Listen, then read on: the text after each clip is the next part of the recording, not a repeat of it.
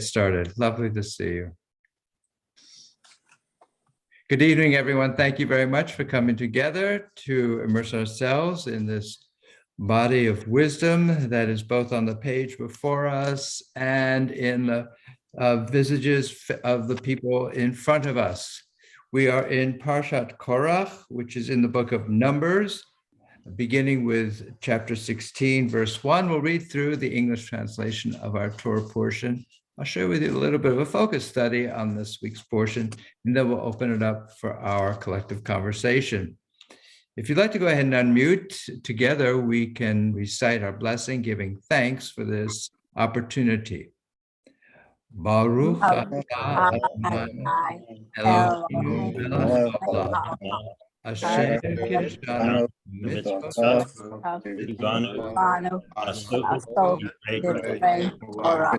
Torah. Thank you, God, for the opportunity to immerse ourselves in words, deeds, and relationships of Torah. Book of Numbers, chapter 16, verse 1. Now Korach, son of Issachar, son of Kohath, son of Levi, betook himself along with Datan and Abiram, sons of Eliab, and On, son of Pelach, descendants of Reuben, to rise up against Moses, together with 250 Israelites, chieftains of the community, chosen in the assembly, men of repute. They combined against Moses and Aaron and said to them, "You've gone too far, for all the community are holy, all of them, and Adonai is in their midst. Why then do you raise yourselves above Adonai's congregation?" Anna, would you like to read a little bit, beginning at verse 4? That part? When Moses heard this, he fell on his face. Then he spoke to Korach and all his company, saying, "Come morning, Yod-Heh-Vav-Heh will make known who is God and who is holy, and will grant him direct access. The one whom God has chosen will be granted access. Do this, you, Korah, and all your band, to take fire pans, and tomorrow put fire in them and lay incense on them before Yod-Heh-Vav-Heh. Then the candidate whom Yod-Heh-Vav-Heh chooses, he shall be the Holy One. You have gone too far, sons of Levi." Thank you. Steve, would you like to read a little bit, beginning at verse 8? Oh, thank you, Rabbi. Moses said further to Korah, "Hear me, sons of Levi. Is it not enough for you that the God of Israel has set you apart from the community of Israel and given you access to him to perform the duties of the Lord's tabernacle and to minister to the community and serve them? Now that he has advanced you and all your fellow Levites with you, do you seek the priesthood too? Truly, it is against the Lord that you and all your company have banded together. For who is Aaron that you rail against him?" Thank you. And Sherry? Moses sent for Dathan. I have trouble with these names. Dathan and Abiram, sons of Eliab, but they said, we will not come. Is it not enough that you brought us from a land flowing with milk and honey to have us die in the wilderness, that you would also lord over us? Even if you had brought us to the land flowing with milk and honey and given us possession of fields and vineyards, should you gouge out those man's eyes? We will not come. Moses was much aggrieved, and he said to the Lord, "Pay no regard to their oblation. I have not taken the ass of any one of them, nor have I wronged any one of them." Thank you, Sherry. And Richard? Thank you, Rabbi. And Moses said to Korah, "Tomorrow you and all your company appear before the Lord, you and they and Aaron. Each of you take his fire pan and lay incense on it, and each of you bring the fire pan before the Lord. 250 fire pans, you and Aaron also bring your fire pans." Each of them took his fire pan, put fire in it, laid incense on it, and took his place at the entrance of the tent of meeting. As for Moses and Aaron, Korah gathered the whole community against them at the entrance of the tent of meeting. Would you keep reading? Then the presence of the Lord appeared to the whole community, and the Lord spoke to Moses and Aaron, saying, stand back from this community, that I may annihilate them in an instant. But they fell on their faces and said, O God, source of the breath of all flesh, when one man sins, will you be wrathful with the whole community? The Lord spoke to Moses, saying, speak to the community and say, withdraw from about the abodes of Korah, Dathan, and Abiram. Thank you, Richard. And let me, Dave, would you like to read starting at verse 25? Moses rose and went to Dathan and Abiram, the elders of Israel, following him. He addressed the community, saying, move away from the tents of these wicked men, and touch nothing that belongs to them, lest you be wiped out for all their sins. So they withdrew from about the abodes of Korah, Dathan, and Abiram. Now Dathan and Abiram had come out, and they stood at the entrance of the tents with their wives and their adult children and their little ones. And Moses said, by this you shall know that it was Adonai who sent me to do all these things, that they are not of my own devising. If these people's death is that of all humankind, if their lot is humankind's common fate, it was not Adonai who sent me. But if Adonai brings about something unheard of, so that the ground opens its mouth and swallows them up with all that belongs to them, that they go down alive into Sheol, you shall know that those involved have spurned Adonai. Scarcely had he finished speaking all these words when the ground under them burst asunder, and the earth opened its mouth and swallowed them up with their households, all Korah's people and all their possessions. They went down alive into Sheol with all that belonged to them. The earth closed over them, and they vanished from the midst of the congregation. All Israel around them fled at their shrieks, for they said, the earth might swallow us. And a fire went forth from Adonai and consumed the 250 contestants offering the incense. Thank you, Dave. And Justin, would you like to read the start of chapter 17? Thank you, Rabbi.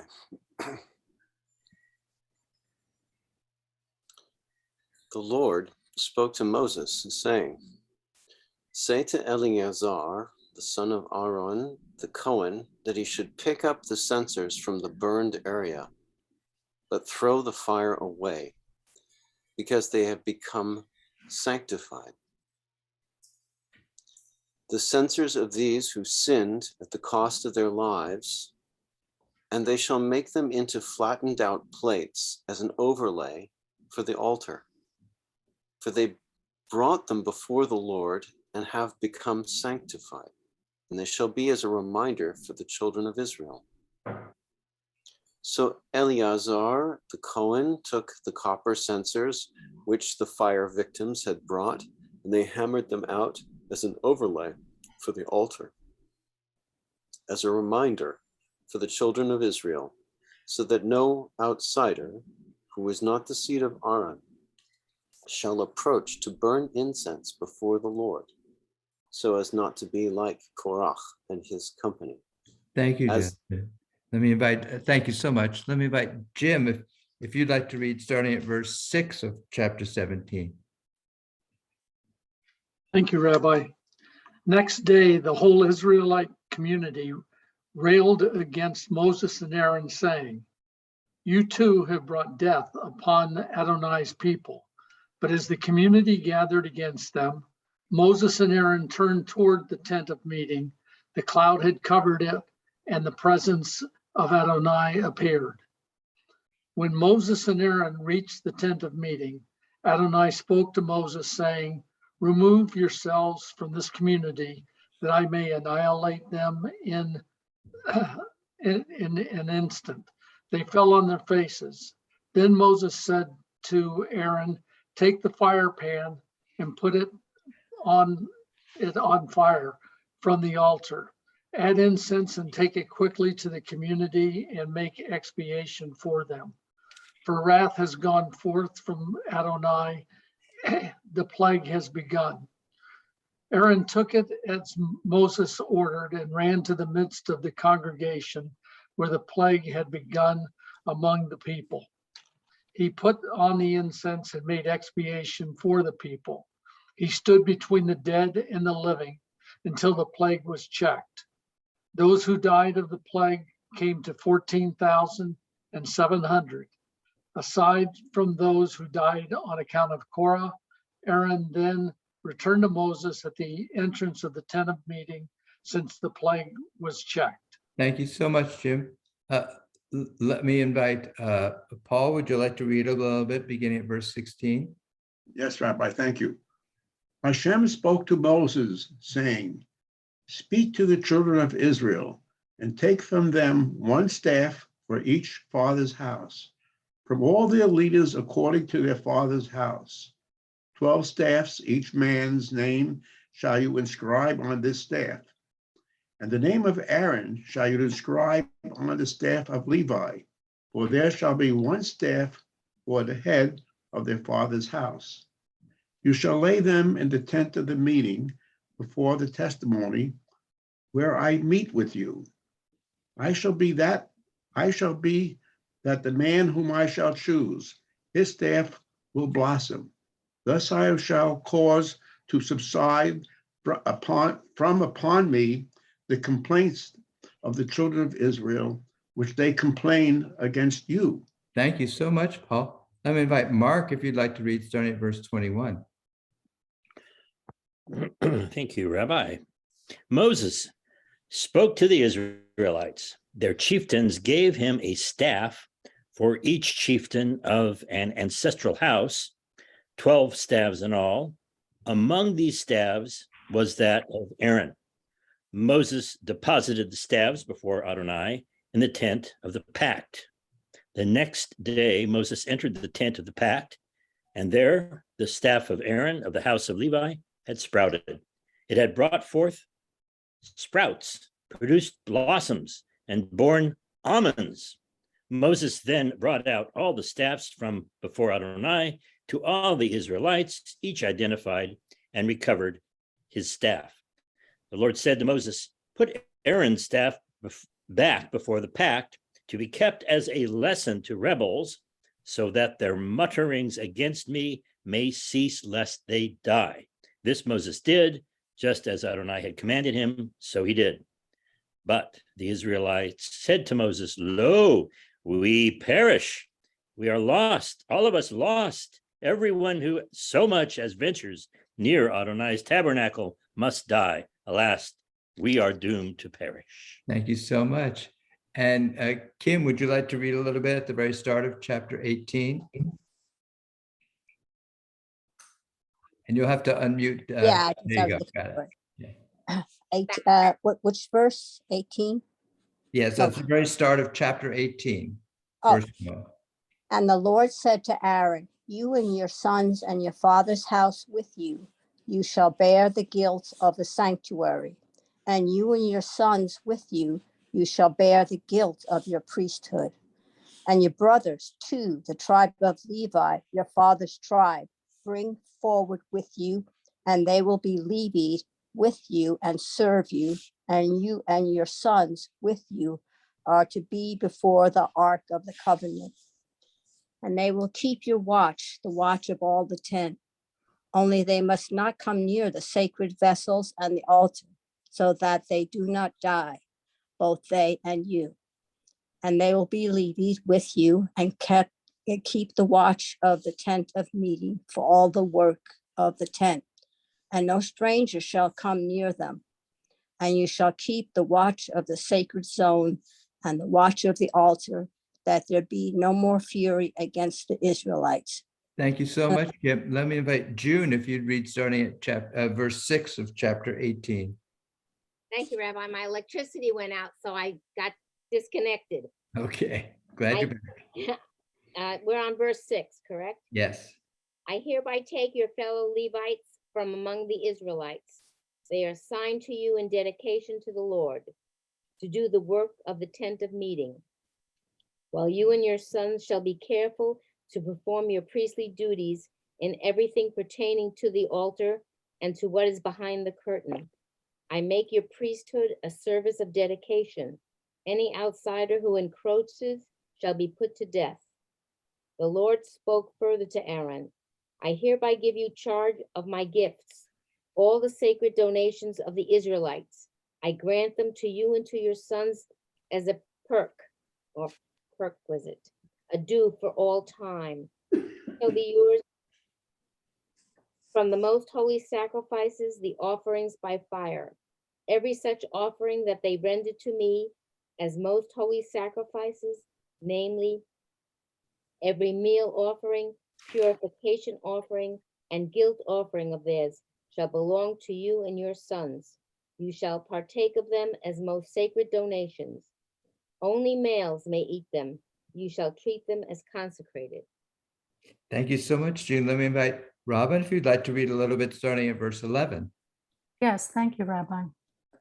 This too shall be yours, the gift offerings of their contributions, all the elevation offerings of the Israelites, I give to you and your wives, to your sons and to the daughters that are with you, as a due for all time. Every one of your household who is pure may eat it. All the best of the new oil, wine, and grain, the choice parts that they present to Adonai, I give to you. The first fruits of everything in their land that they bring to Adonai shall be yours.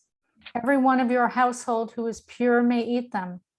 Everything that has been prescribed in Israel shall be yours. The first male issue of the womb of every being, human or beast, that is offered to Adonai shall be yours. But you shall have the male firstborn of human beings redeemed, and you shall also have the firstling of impure animals redeemed. Take as their redemption price from the age of 1 month up, the money equivalent of 5 shekels by the sanctuary weight, which is 20 gerahs.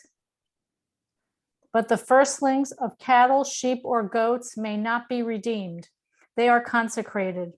You shall dash their blood against the altar and turn their fat into smoke as an offering by fire for a pleasing odor to Adonai. But their meat shall be yours. It shall be yours like the breast of elevation offering and like the right thigh. Thank you so much, Robin. Michael, would you like to read a little bit beginning at verse 19? Everything that is set aside from the sanctuary, from the sanctities that the children of Israel raise up to Hashem, have I given to you and your sons and daughters, will you as an eternal portion. It is an eternal salt-like covenant before Hashem, for you and your offspring with you. Hashem said to Aaron, in their land you shall have no heritage, and a share shall you not have among them. I am your share and your heritage among the children of Israel. To the sons of Levi, behold, I have given every tithe in Israel as a heritage in exchange for the service that they perform, the service of the tent of the meeting, so that the children of Israel shall not again approach the tent of meeting to bear a sin to die. The Levite himself shall perform the service of the tent of meeting, and they shall bear their iniquity, an eternal decree for your generations. And among the children of Israel, they shall not inherit a heritage. For the tithe of the children of Israel that they raise up to Hashem as a gift, have I given to the Levites as a heritage. Therefore have I said to them, among the children of Israel, they shall not inherit a heritage. Thank you so much, Michael. And Robert, would you like to read beginning at verse 25? Yes, thank you. And the Lord spake unto Moses, saying, thus speak unto the Levites, and say unto them, when you take of the children of Israel the tithes which I have given you from them for your inheritance, then ye shall offer up an eve offering of it for the Lord, even a tenth part of the tithe. And this your heave offering shall be reckoned unto you as though it were the corn of the threshing floor and as the fullness of the winepress. Thus ye also shall offer an heave offering unto the Lord of all your tithes, which ye receive of the children of Israel. And ye shall give thereof the Lord's heave according to Aaron the priest. Out of all your gifts ye shall offer every heave offering of the Lord, of all the best thereof, even the hallowed part thereof, out of it.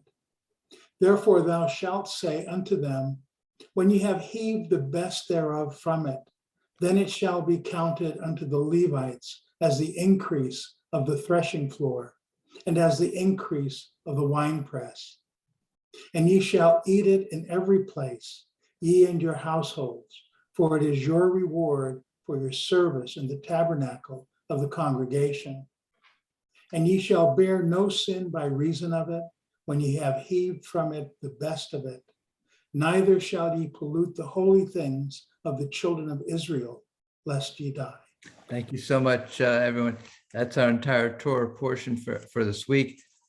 I'd like to provide you a little bit of a focus study, and then we'll open it up for our conversation. If you have a copy of the study sheet, I invite you to take it out at this time. At the very top, there's a painting by the great Impressionist artist Bertha Morisot, and we will focus on her painting as we get towards the end of our study sheet. I've entitled it Seeing the Whole Picture, and the painting itself is a painting of someone looking through a window, and there are people in it who are looking in many different directions. And so we'll explore how that painting works into this week's Torah portion, and what the title itself that I've provided, Seeing the Whole Picture, might open up for us. And I'd like to focus this bit of study on this very dramatic moment that takes place with the rebellion by Korach and others against Moses and Aaron, and the resulting destruction of numbers of the people within the Israelite community that takes place. And I have here number one, two of the consequences that result from this rebellion.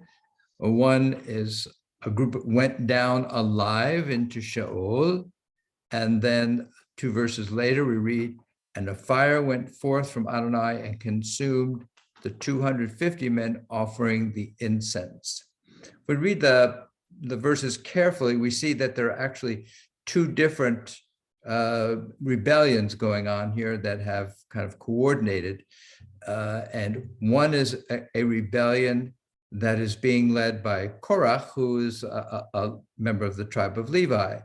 And he is leading other members of the tribe of Levi who are challenging, in essence, the privileged role of Aaron to serve as the high priest. And they raise the argument, why should you be the one to lead us in this spiritual role? After all, at Mount Sinai, God said, you're a kingdom of priests. So if we're a kingdom of priests and all of us are holy, why should it just be one designated family that gets to have this elevated role within the spiritual life of the people of Israel? Then there's a second group that's raising kind of a different argument having to do with the special authority that, in this case, Moses in particular has. Aaron is leading the spiritual life of the community, and Moses, in effect, is leading the political life of the community, in a sense. And so another group, Datan and Abiram, we read, well, they're of the tribe of Reuben, and Reuben was the firstborn of Jacob, Israel. And so in a sense, their argument is, well, we are the descendants of the oldest son of Jacob. We should be the ones to be leading this entire family, not you, Moses. And so there are these very interesting, and in a sense, they have good points to make. one having to do with Aaron's position, which is, hey, all of us are considered priests, all of us are holy. It shouldn't be exclusive to one family. And the other argument, which is also a reasonable argument, is that we are the eldest, if you will, within the family. And so therefore we should be having the responsibility for being the head of all the tribes. Well, we see what happens to both of these groups. One is consumed down into the earth itself, and another is burned alive. So these are terrible consequences, and most of our commentary reads this text as noting that what Abiram and Datan did and what Korach did, these were all unholy challenges, unwarranted challenges, perhaps even heretical challenges to the authority of Moses and Aaron. And that's what happens to people who raise that kind of level of challenge and to the authority. There are some other commentaries that begin to look at both of these challenges and say, maybe they had a legitimate point that they were making. Maybe it came from a place of within their heart of wanting to do good for the community and of wanting to serve God, but perhaps it just got presented in a way that was polarizing and unhealthy for the community. So we're going to follow some of that bit of commentary and see what happens when controversy becomes so polarized that there seems to be only a binary choice to be made. You're either right or you're wrong, you're in or you're out. Okay. So the first we're going to read is from commentator Hamek Davar, who said, "They longed to do the will of God and gave their lives for the love of God." And this commentator is picking up on what we read in the text, that the fire pans of those who were in effect rebels are then turned into holy objects. So the question is, well, why would the instruments of these rebels be honored in that way? Why wouldn't they have been discarded as profane objects and been left behind? Why were they melted down and made an instrument of holiness? And his argument is, well, because there was an aspect of what was in their hearts, what they were trying to do was actually serve God. And this goes back a little bit to what happens earlier in our reading with Aaron's sons, Nadav and Abihu, where they step forward to offer up what's called alien fire. They can get consumed by fire. And there's much commentary that says what they did was absolutely wrong and inappropriate. And then there's other commentary that says, no, really what they wanted to do is they wanted to serve God. They just didn't know quite how to do it in the right way, in the right protocol. And so that was the matter of their downfall. So this line of commentary is suggesting that, there was something to what these people who were challenging Moses and Aaron, it came from a good place. It was perhaps just expressed in a way that was causing division that was harmful within the community. This line of commentary gets developed even further by Rav Kook, who was the first Ashkenazic chief rabbi of the British Mandate in Palestine in the early 20th century. And he wrote, "The holiness of the fire pans symbolizes the necessary role played by skeptics and agnostics in keeping religion honest and healthy. Challenges to tradition are necessary because they stand as perpetual reminders that religion can sink into corruption and complacency. Plating the altar with the fire pans of the rebels is meant to remind us of the legitimacy indeed the potential holiness of the impulse within each of us to rebel against religious stagnation and complacency that can infect religion. So then I'd like to remind us and take us into the world of the Talmud just for a little bit. The Talmud is propelled forward, these 63 volumes, exploring Torah and trying to interpret what exactly it is that it is asking of us to live a life of holiness. So the Talmud is propelled forward not by clear statements of right and wrong, it's propelled forward by argument among the sages, among the rabbis. And the term that's used for argumentation in Talmud is machloket. And the word machloket comes from the Hebrew word chalak, which means both to divide and to share. So it's interesting to think about the nuance that's being compacted into this word machloket, where division doesn't so much represent a win and lose type of situation. It's meant to distinguish and clarify and separate in order to gain a bigger picture, if you will, a greater sense of wisdom in the moment. And if you'd like to turn over the sheet, we're going to see how the great Hasidic Rabbi Nachman of Bratslav talks about this. Know that dispute is an aspect of the creation of the world. For had all the Torah scholars been in agreement, there would have been no room for the creation of the world. It was only by the way of dispute between them that there was formed between them an aspect of the empty space. Rabbi Nachman here is talking about empty space in a number of ways.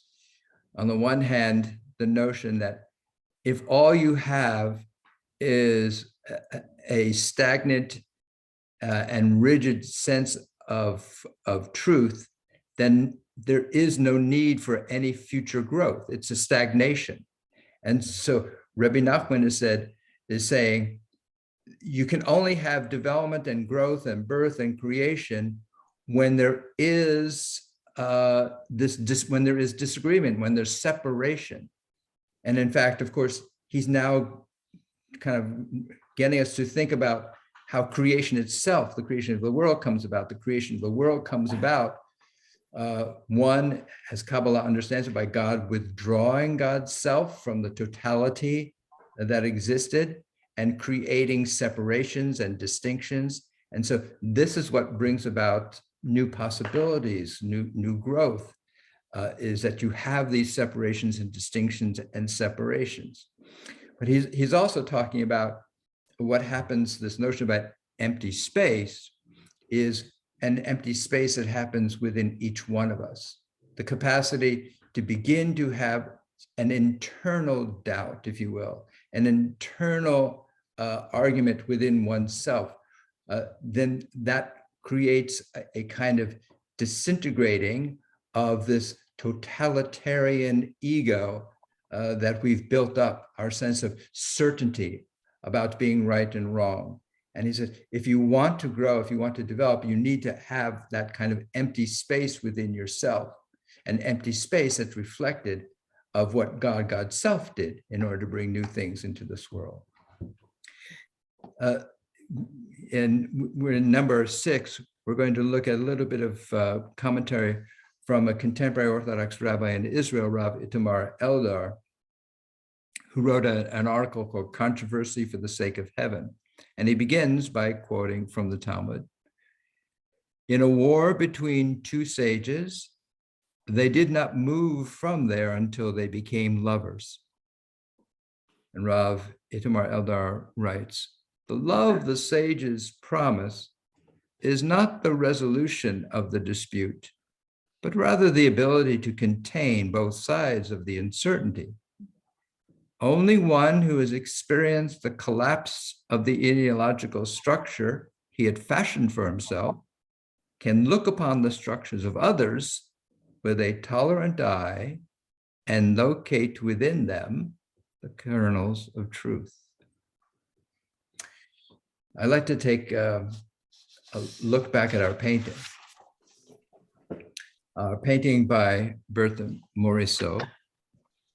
And first of all, to locate her within the history of art, she was part of the Impressionist movement, as were a number of other women. And up until the Impressionist movement, it was virtually impossible for a woman to gain any kind of formal art education because women were not allowed into the art academies where you could learn the fundamentals of art, and the academies themselves then became the funnels for being able to enter into the galleries, to be able to be shown and to be exhibited, to gain patronage and so forth. So without going through these formal structures, you had no capacity to really have a hope of having a profession or a livelihood or being accepted as a true artist. So the Impressionists, however, had a very different approach. They were seeking, in a sense, to challenge the exclusive authority of the academies, and they challenged the exclusive authority that the academies had for deciding who was going to be shown and who would be exhibited, who would gain patronage.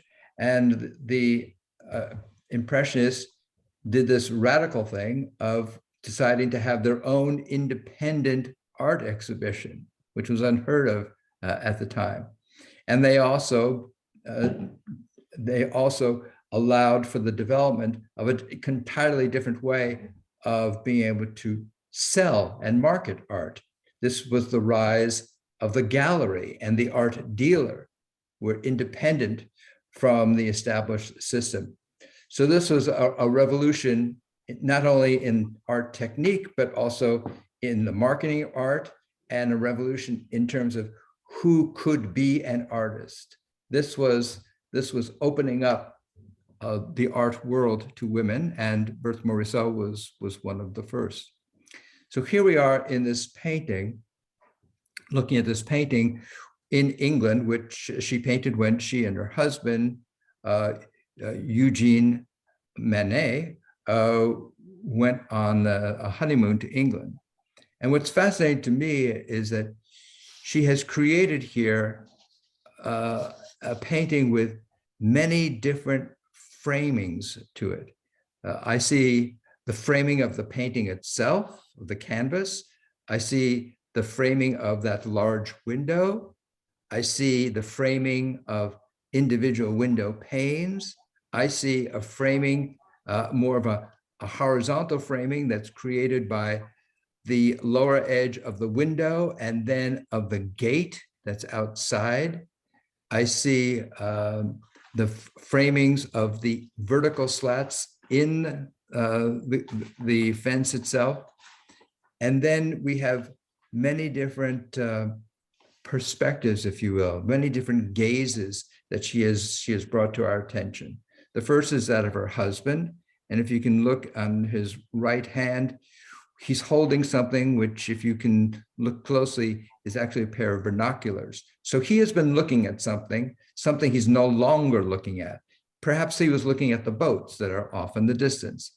Now he's no longer gazing at the boats through his binoculars. Now he's gazing out through the window at objects that are closer. In this case, perhaps he's gazing at the woman there who is outside.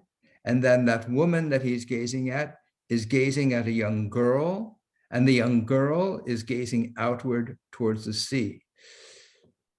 So Bertha Morisot, who as a woman had been, if you will, an outsider, trying to gaze inward perhaps into the art world, through the Impressionist movement, she's brought into the art world, and she is now sharing with us the, if you will, the gaze of an outsider who is aware of all these different perspectives that are going on. The husband, the woman, the girl, and the painter herself. And now she's, in a sense, giving us the opportunity to be another gazer. And who knows what each of us may be gazing at. Maybe where our attention is drawn to Eugene and his straw hat that he's wearing. Maybe we're drawn far out into the distance to the boats. Maybe we're drawn into something closer, like the flower pots on the window ledge. Maybe we're drawn to this bit of curtain that's in the foreground here. And we may be wondering, what's the perspective of that curtain that's on the right side, and how does that compare with the curtain on the left side? They seem out of perspective to one another. And is there some kind of hole within the curtain? So there are many different points of view that our eyes can be drawn toward. And this is also a radical departure from traditional art, which would encouraging us to have a single perspective and point of view. That was the development of perspective, to have our eyes be drawn in one direction.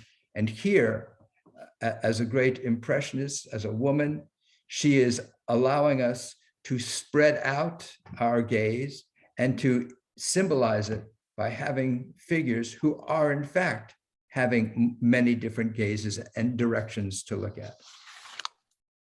I'd like to take us back to our concluding bit of commentary, and this is from the Zohar. The Sitra Achra, which literally means the other side, and it's a term used in Kabbalah for forces of evil. The Sitra Achra begins with Chibur, which means connection, and ends with Pirud, which means division. But the Sitra de Kedusha, the side of holiness, begins with Pirud and ends with Chibur. This is what's happening here, in a sense, in this week's Torah portion. Zohar is saying, the forces of evil, and of course, in Judaism, there's no real independent force of evil. These are all dynamics that are happening within us and within the world, and they all flow from God.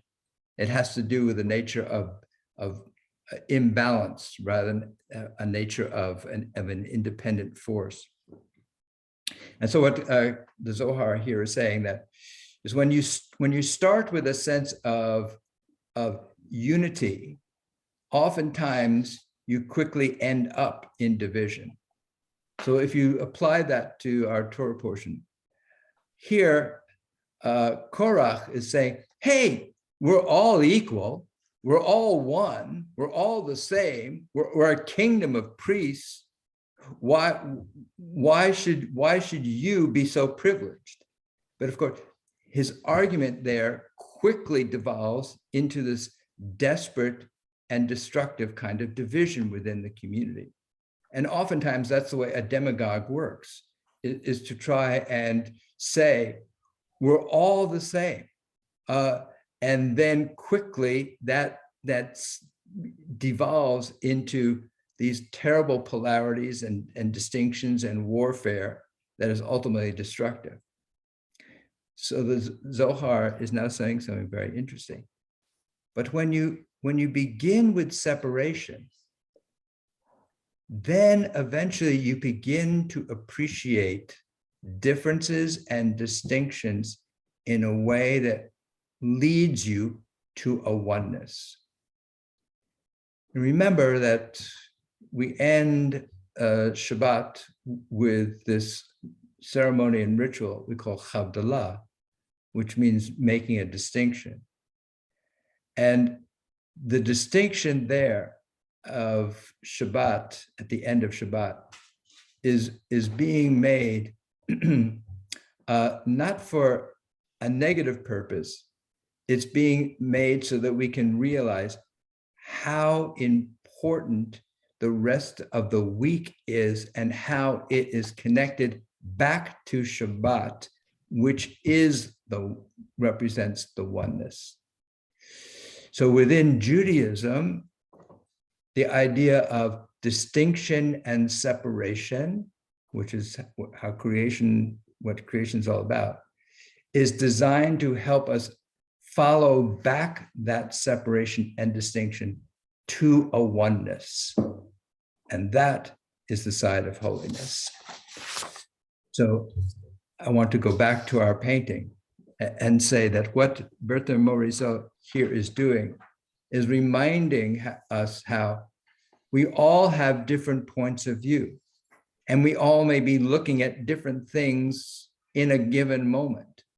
And what's important is for us to perhaps take a step back like an artist does, to recognize that and to appreciate the bigger picture.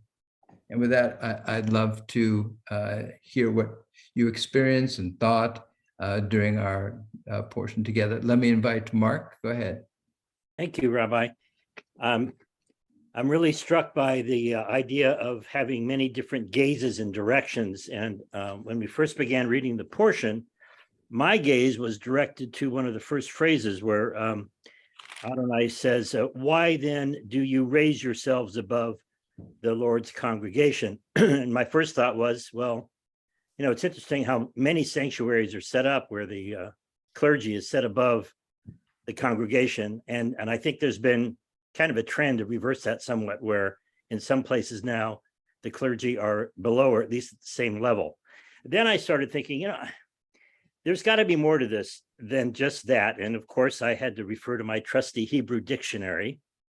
And I was looking at the word hitnasu, to raise up, raise yourselves up, or raise. There are so many different meanings, so many ways to gaze and direct yourself to different meanings. And I just want to share a few of them with you, and maybe even suggest that in addition to the two rebellions you referred to, there may have been another one. And that may have come from the perspective that the congregation had of Moses and Aaron, which is that perhaps they were the rebels. And I only say that because one of the definitions of Nasa, Nun, Shin, Aleph, is to rebel. There are a lot of different, I mean, I just want to just review this real quickly with you, but to rebel, to lift against, to raise up one's hand against, to lift up one's hands to blessing. There are probably 24 different ways of looking at this root word, Nasa. And I think that's just, to me, I think in some ways we are so limited by our English that if we really took the time to study the Hebrew and look at all of the different ramifications of the words that we're studying, we would get a much richer view of what's really going on.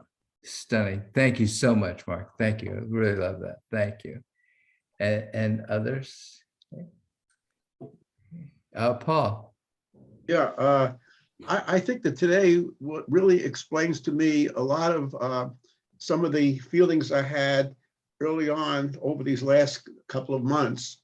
And I think today's example will explain to me anyway what's going on, because if I translate the story, like if I had an American Indian way back when in a battle with the settlers, and there was a battle and the settlers lost, and so the Indians would scalp and they'd hang the scalp on a post, and it was clear to those that would come next, hey, look at those scalps.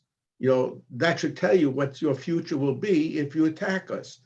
In many ways, that's a story that is similar to here, where the people did something and it was a punishment with the ground opening up and the fire.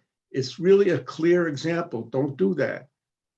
But I look at what we're doing and what we've done in the past and what we're doing now is that we look at that as a story, but it has a certain clear meaning that you can't mess around with.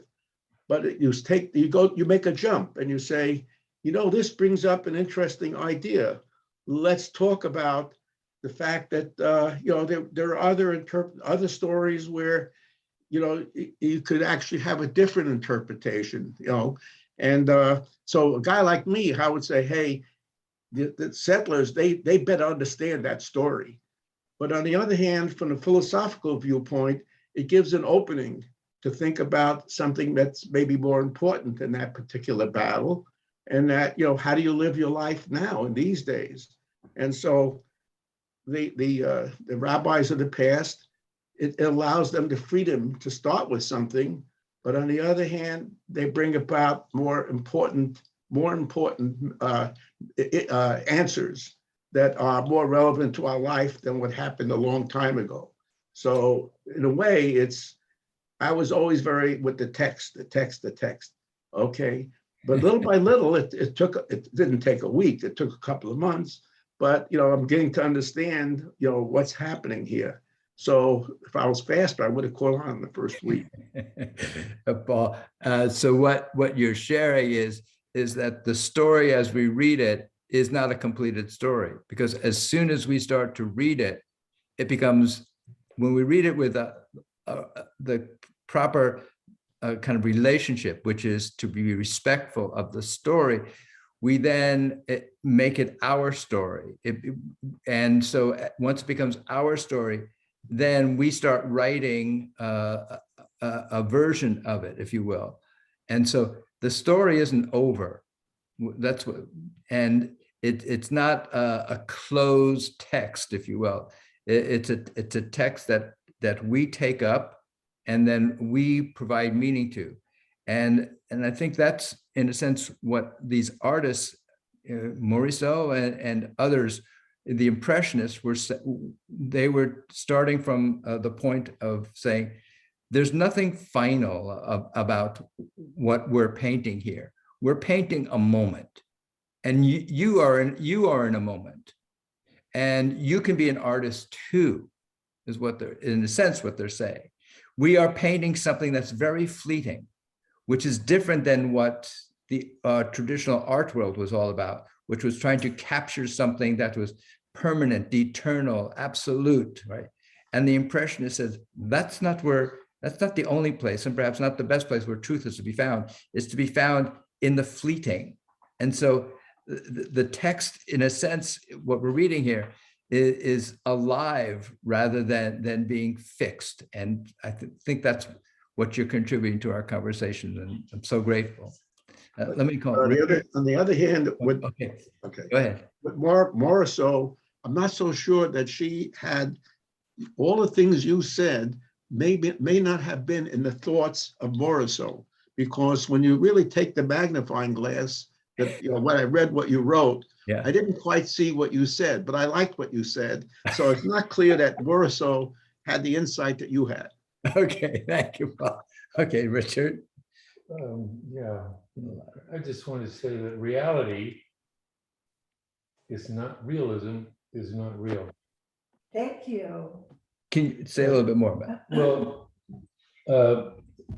if you look at a painting, a portrait that's done realistically and like a photograph, that's not reality. Reality is always in some kind of movement. There's always a context. And what I notice about this painting is that he's looking out there and seeing several conversations going on, although people are looking at other people, but not directly at them. They're not looking directly at one another. And if I put a statue or a ceramic up on a table, I always turn it askew, because you're not looking at something that's looking at you. You're looking at what they're taking in the world. And this is about understanding one another's context of their lives and not making a decision. It's very easy to call one political party, they just give propaganda and the other one gives the facts.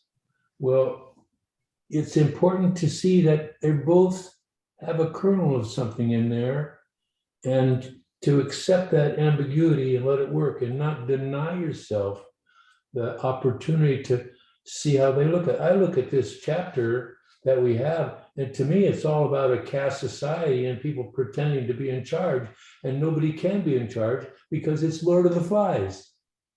And that's just my heretic attitude, and I try not to talk about it in front of the camera. Okay, thank you. Robert, thank you, Richard.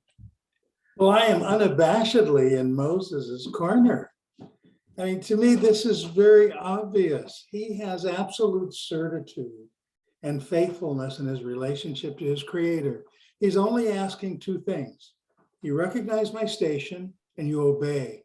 Very simple. This is nature. You look at a tree, you look at whatever it is in nature, there are laws that are obeyed.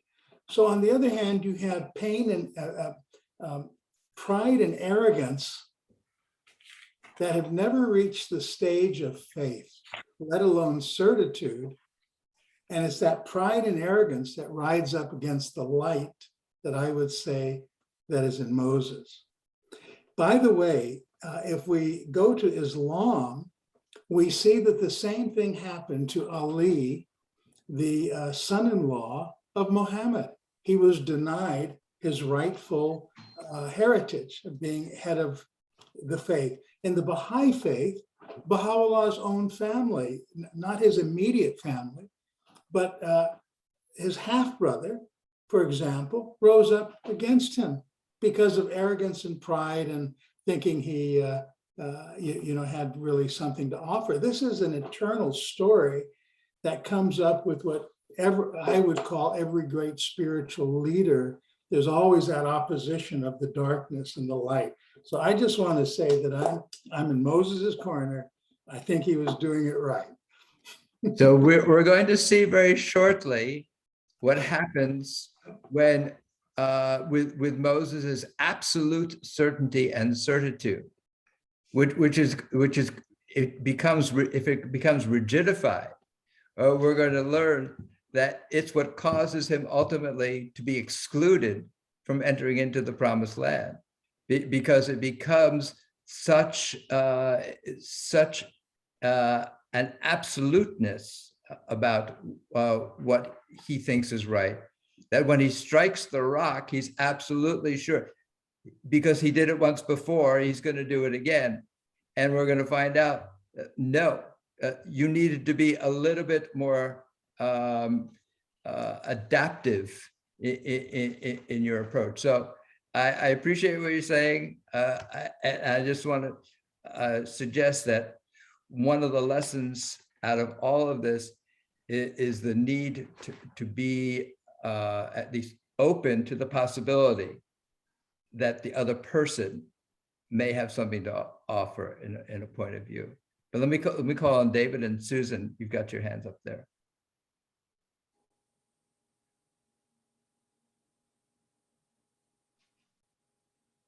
It's just such a lovely lesson. I mean, I remember the first time one of my children, when I punished them for something, and they, after a while, came to me and said, "Mom, I don't think you're right about this." And I went, "What?" And I said, "Well, tell me about it." Because we all need to take a step back in life, no matter what we're doing, and be able to hear the other. That's it. So this notion about taking a step back, when one looks at a work of art, it's always a question about where's the appropriate place to stand, far away, close up, and perhaps we'll explore some works of art where it makes a big difference where you stand in terms of what you see. I do want to just draw back to one point about the Impressionists and another way in which they were totally radical in how they were painting, which was prior to the Impressionists. One of the goals was to make the hand of the artist be invisible. That is, to not be able to have the artist insert the artist's self into the work of art. And the Impressionists said, my subjectivity is a key element of the work of art, which is very different. And it also led to the technique that they use in terms of their kind of brushstrokes and so forth. But they were very clear that this is what I am seeing as a matter of experience, and I acknowledge that it may be different than what you are experiencing and what you are seeing, and that's okay. And that opened up the whole art to a whole new a pathway in terms of the nature of what's absolutely true, the nature of subjectivity versus objectivity, and so forth, and the role of the artist and how involved or how present the artist should be in the artist's own work. So, Anna, did you want to say something? Sure. Yeah, come on over. You used this picture before, and I saw the lines and bars in it. But today, I see how diaphanous the light is, and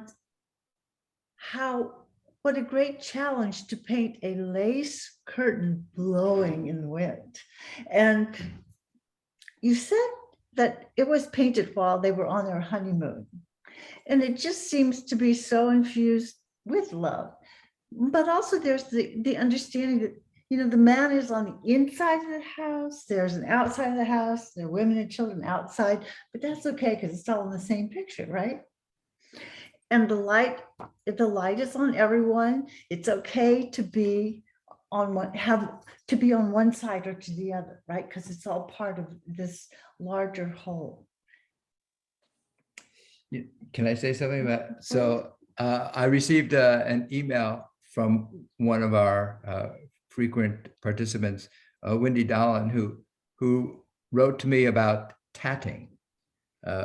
Which a term I have to admit I never heard of before, but it has to do with the making of lace, right? Yes, very tiny thread. Very tiny threads. And I thought about that, and I thought the amount of time it takes to create a work of lace, it must take such focus and devotion, and must take a while. It's today we're used to like going to a store and buying our clothing and buying our sheets and so forth. But to think about an artist who is portraying, who's part of a movement that is portraying fleeting reality, and then to have in this particular painting, which is part of trying to convey just a fleeting moment. But within that fleeting moment is this, as you point out, this work of lace, which took a long time of discipline and dedication to be able to produce. I think it's a very great statement of love in a marriage that a woman should be able to, or either partner should be able to paint a picture with so many opposed, diametrically different, points of view in one piece. I think that would be a very propitious future in here in this picture. Very nice. So perhaps taking up Anna's comment as a way to draw this to a conclusion for the evening, this notion that what can make a relationship so enduring is the capacity to be able to step back and appreciate the different points of view that might be going on within a couple or within a community, and to have a sense of trust that things may be fleeting, but there's also something that is enduring within that kind of a holy relationship. I want to thank each and every one of you for being enduring parts of this beautiful weaving project that we are doing of expanding our sense of what it means to be alive, what it means to be part of a community, and what it means to be doing everyday work in a holy way. And that creates something very enduring. God bless you all. Be well. Look forward to seeing you next time. Thank you. Thank you so much. Thank you, Rabbi. Bye. Thank you. Mark, I'll call.